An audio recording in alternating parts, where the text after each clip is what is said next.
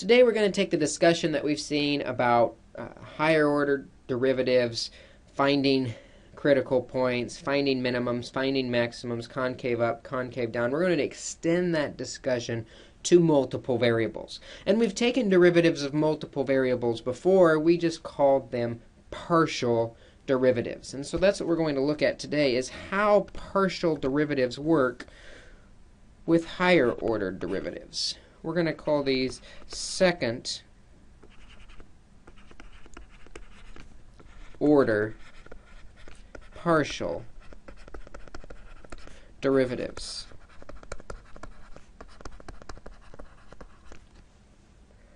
Second order because these are going to be the second derivatives. We could do a third derivative and a fourth derivative also, and you can probably infer how that works from this discussion. But we're not going to be interested in anything more than a second derivative here.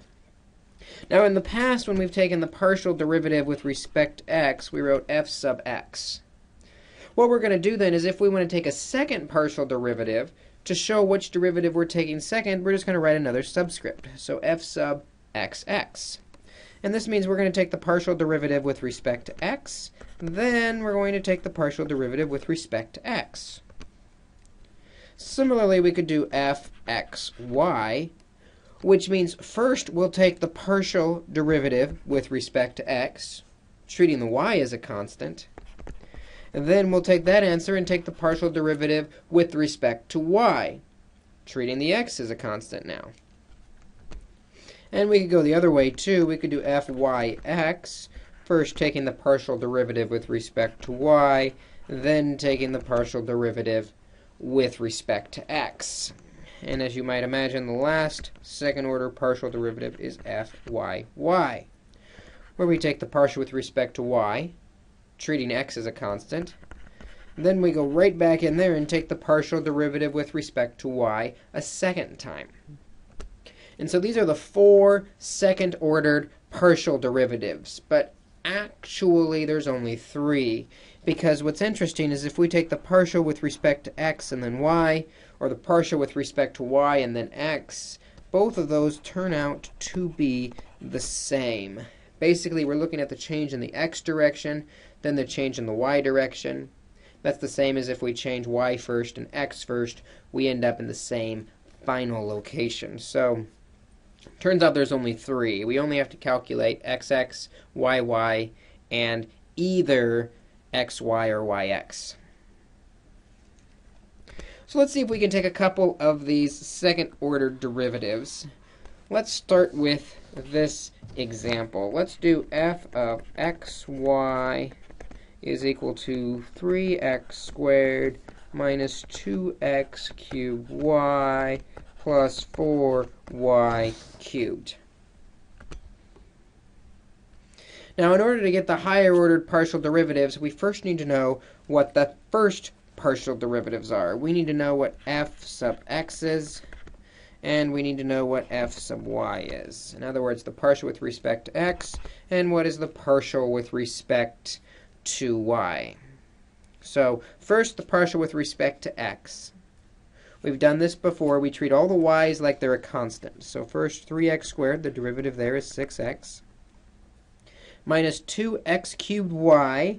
We're going to treat the y like a constant, kind of connected to that negative 2. So we have negative 2 times 3, 6x squared y. And then the 4y cubed, there's no x's in there, so that derivative is 0.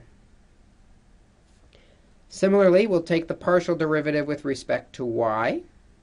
The partial with respect to y, treating the x as a constant, the first term 0. Then we have negative 2x cubed plus 12y squared. Now we're ready to find the second derivatives.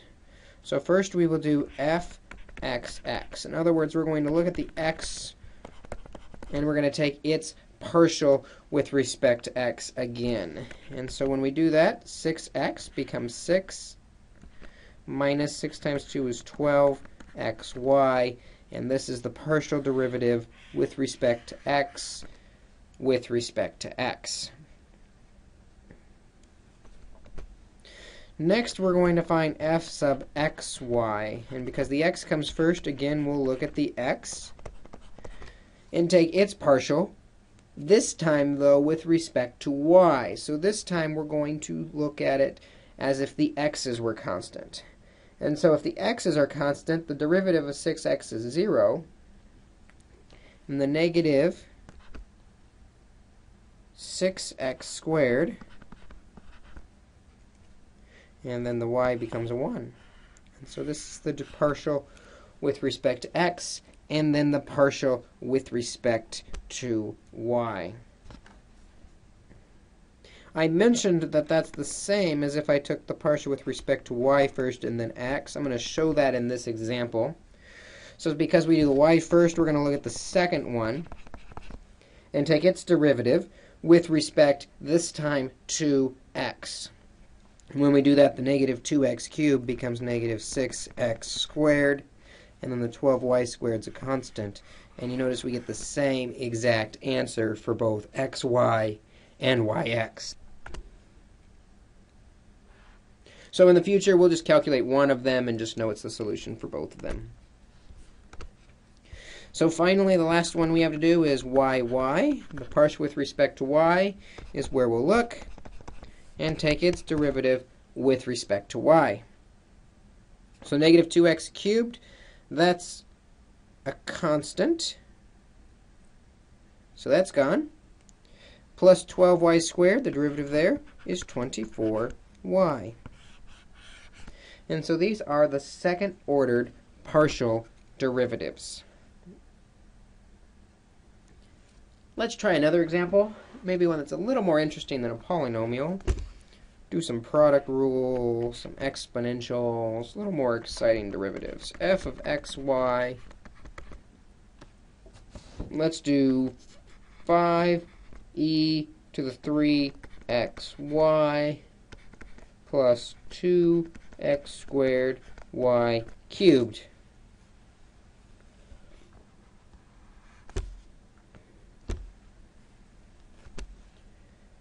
Partial derivatives then, first with respect to x. 5e to the 3xy is going to be 5e to the 3xy times the derivative of the stuff with respect to x. The derivative of 3xy is 3y. Plus 2 times 2 is 4xy cubed. So to clean that up a bit, 5 times 3 is 15y, e to the 3xy, plus 4xy cubed.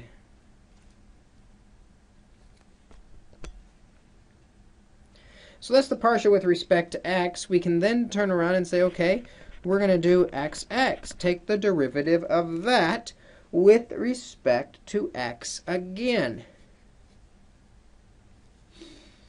Well, the 15y is a constant, so we have 15y.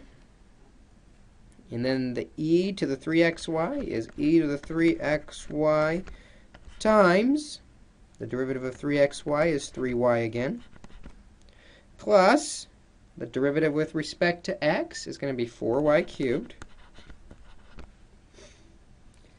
Cleaning it up a little bit, the partial derivative with respect to x twice is 45y squared e to the 3xy plus 4y cubed.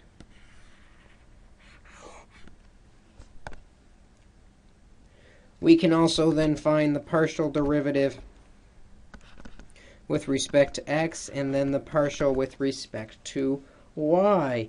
Going back to that same function, we've already got the x. Now we need to do the partial with respect to y.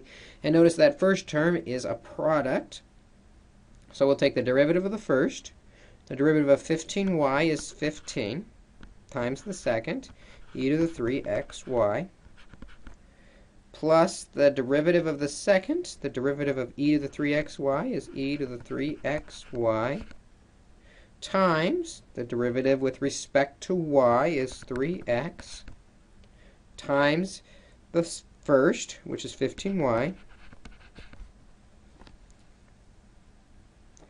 plus the derivative of 4xy cubed is 12xy squared. Clean it up a little bit. We've got 15e to the 3xy plus 3 times 15 is 45xy e to the 3xy plus 12xy squared.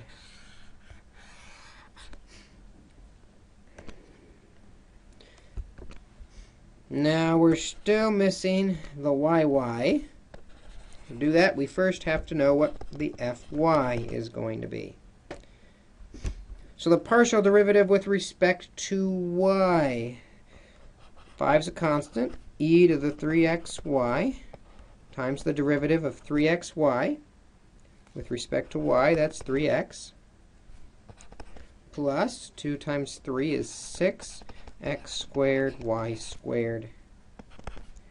Clean it up a bit, and we have 15x e to the 3xy plus 6x squared, y squared.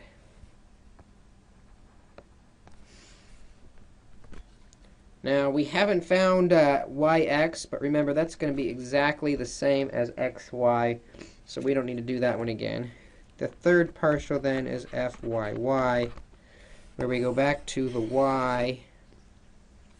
We actually should start that instead, so we don't confuse it with an answer.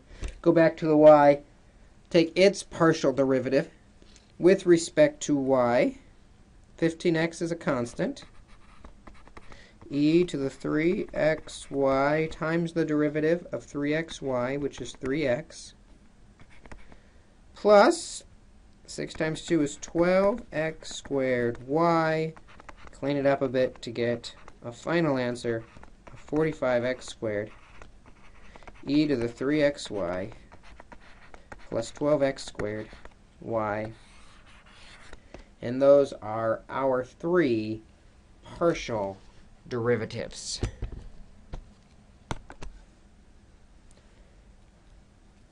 So, if that's how we take these higher order derivatives, we're now ready to do the next thing we did with higher order derivatives, which was to find the critical points, or the location of the extrema. Critical points.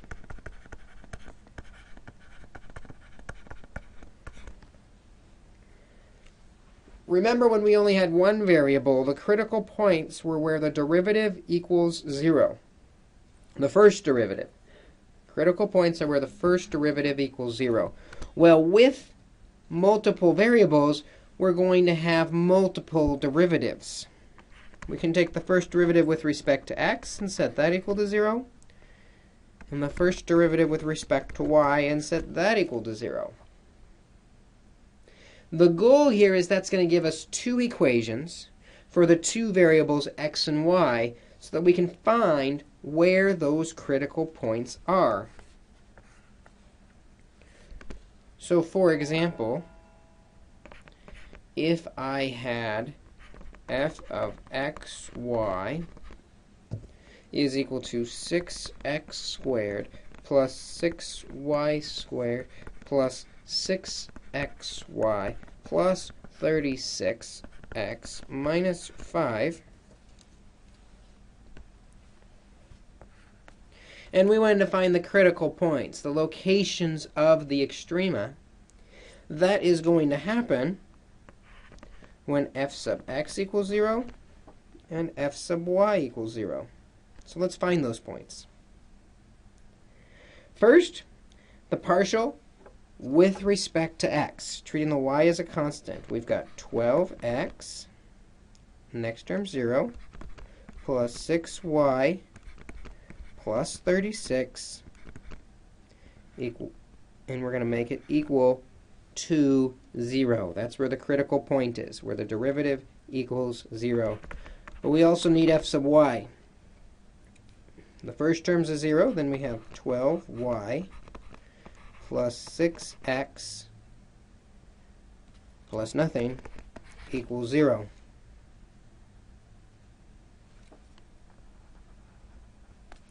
At this point, this is going to give us 2 variables, 2 equations that we can use to solve. We can use substitution, we can use elimination, we can use matrices.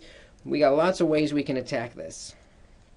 I'm going to use elimination on this one, and then the next example we'll do some substitution and see what we come up with.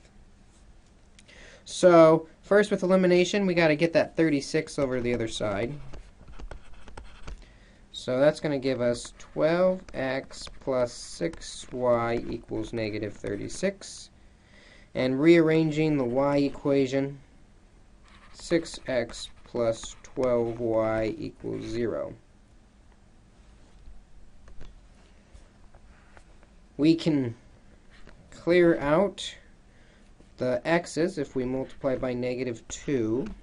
So when we do, we get 12x plus 6y equals negative 36. Multiplying both sides by negative 2, we get negative 12x, negative 24y equals 0 times negative 2 is 0. When we add those together, the 12x's will subtract out to 0. So we have negative 18y equals negative 36. Divide by negative 18. And y equals 2. Now we're going to take that y equals 2 and plug it back into one of the equations. It doesn't matter which one. I'm going to go with the first one. 6x plus 12 times 2 equals 0. 6x plus 24 equals 0. Subtract 24. Divide by 6, and x equals negative 4. And so for this problem, our critical point we have found out is at negative 4, comma 2. The critical point, just like with one variable, is when those first derivatives equal 0.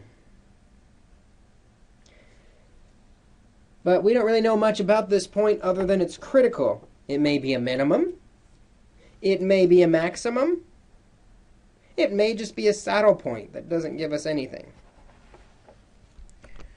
So we need another way to tell what is the significance of this critical point. And we have something very similar to the second derivative test that tells us about the concavity of this critical point. How we identify a relative minimum or a relative maximum, or if it's even a saddle point.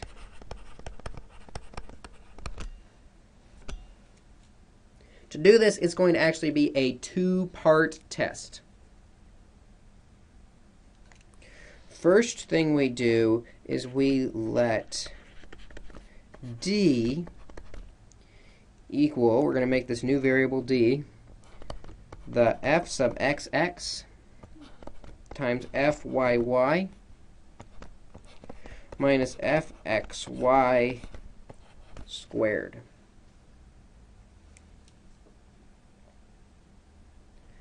And what we really care about is the sign on d, because if d is less than 0, we have a saddle point.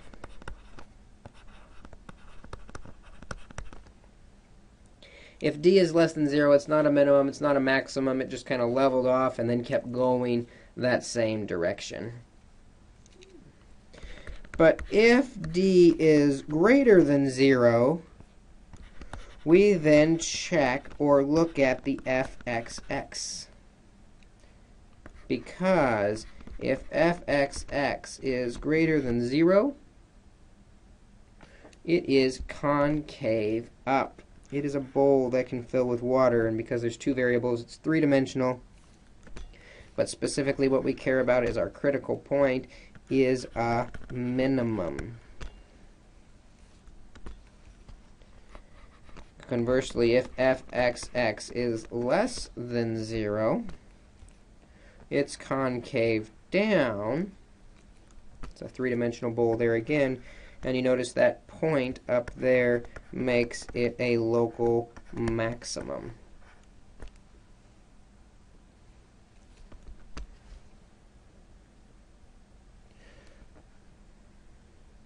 So let's go back to that first example that we just did.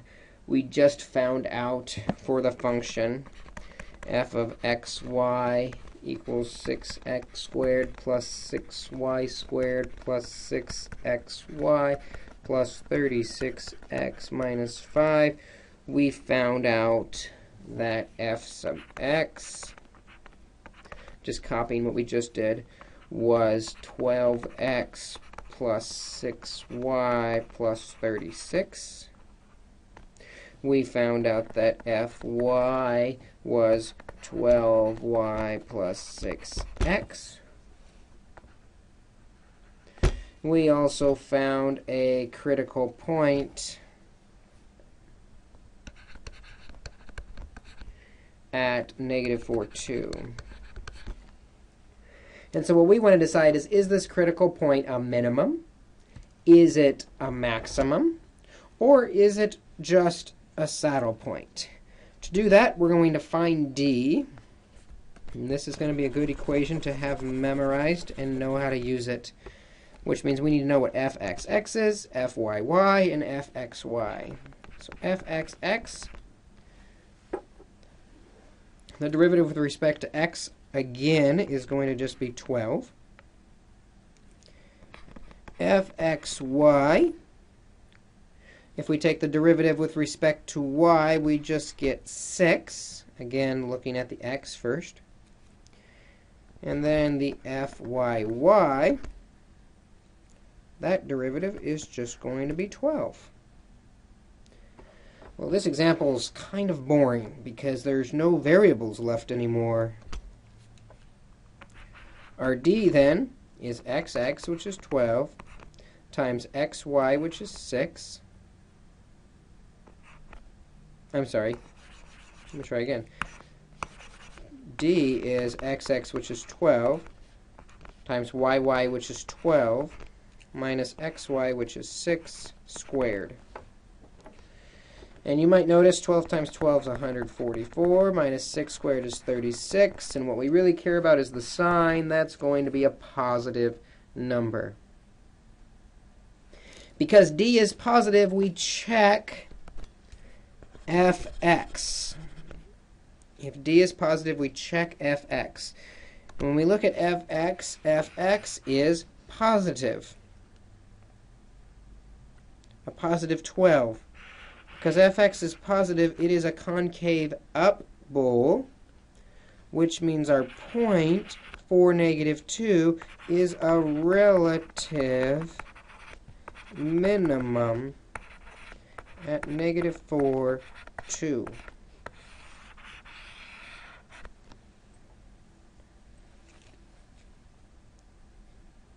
That's how we use D to help us. First, we make sure D is positive.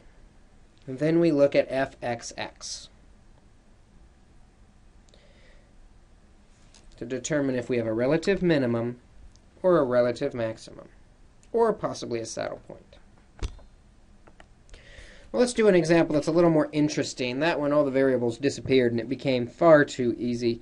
So we're going to do f of xy equals 9xy minus x cubed minus y cubed minus 6. Much the same process. We first have to know where the equation is. There we go. We first have to know what the critical point is, and that comes from the first derivative. F sub x is going to be 9y minus 3x squared. The rest is all constants. F sub y is equal to 9x minus 3y squared. And we make both of those equal to 0.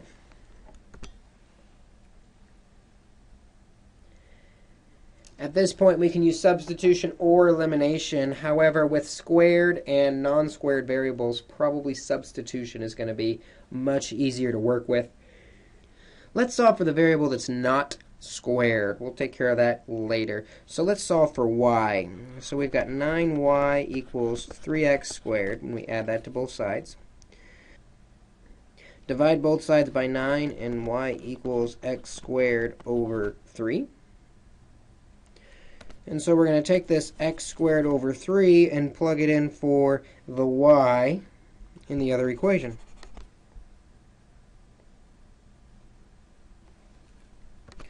When we do that, we will end up with 9x minus 3 times x squared over 3 squared equals 0. When we square the numerator and denominator, we get x to the 4th over 9 equals 0, and that 3 over 9 can reduce to a 3. 9x minus x to the 4th over 3 equals 0.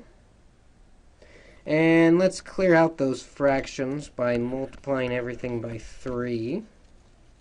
Include the 9, that's going to give us 27x minus x to the 4th equals 0. Solving by factoring then, we factor out the GCF of x. That leaves 27 minus x cubed. And that is a difference of cubes. So we have 3 minus x times 9 plus 3x plus x squared equals 0. And what's nice about this, if you remember difference of cubes, the big one does not factor because there's no solutions in it. And this only works with cubes, but we do know then that either the first factor, x equals 0, or the second factor, 3 minus x equals 0, which means x equals 3. So we've got our x's. Now we go back to find our y. Y is x squared divided by 3. So when x is 0, we have y equals 0 squared divided by 3. That's just 0. So one critical point is 0, 0. The other critical point is y equals x squared, 3 squared divided by 3, 9/3 is 3. So it turns out this critical point is 3, 3. 2 critical points.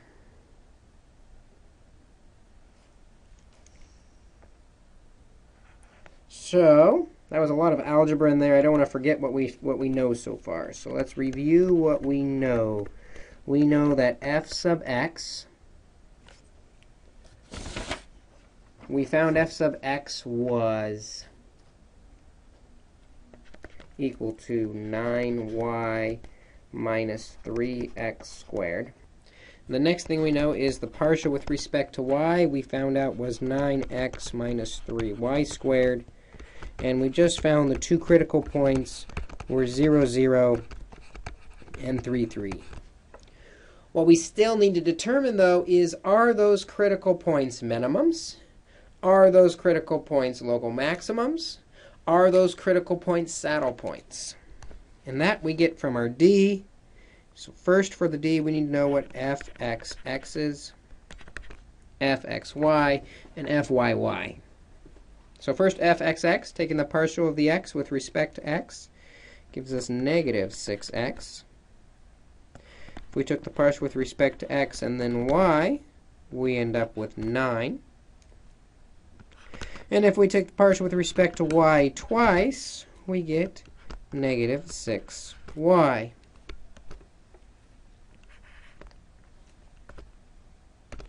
So then D is equal to xx, which is negative 6x, the yy, which is negative 6y,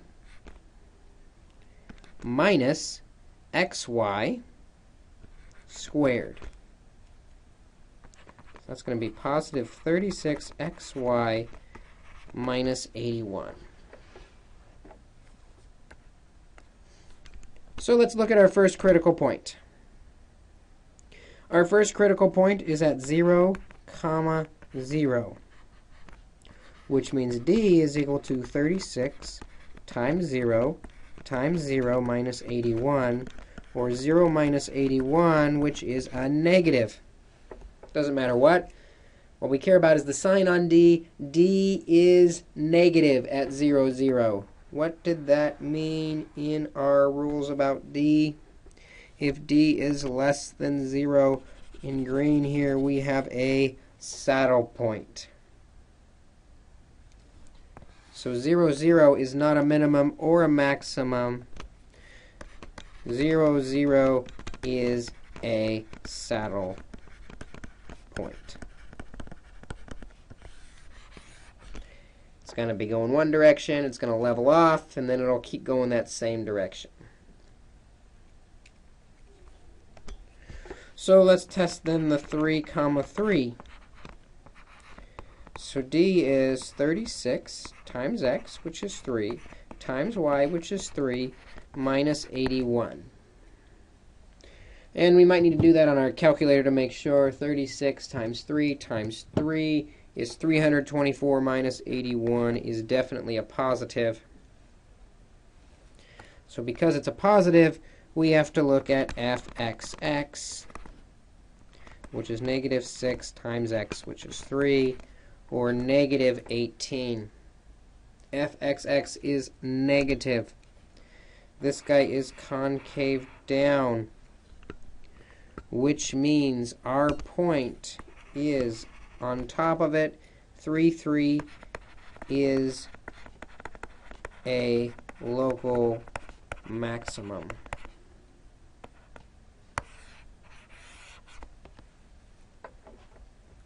And that is how we can determine with two variables what our critical points are, where the first derivative is 0, and then also those critical points, are they a relative min or a relative max? We first look at the D to determine if it's positive or negative. If D is negative, we have a saddle point. If D is positive, we check fxx, because fxx will tell us if it's concave up or concave down, so we know if it's a minimum or a maximum locally. Take a look at the homework assignment. Come to class with questions. We will see you then.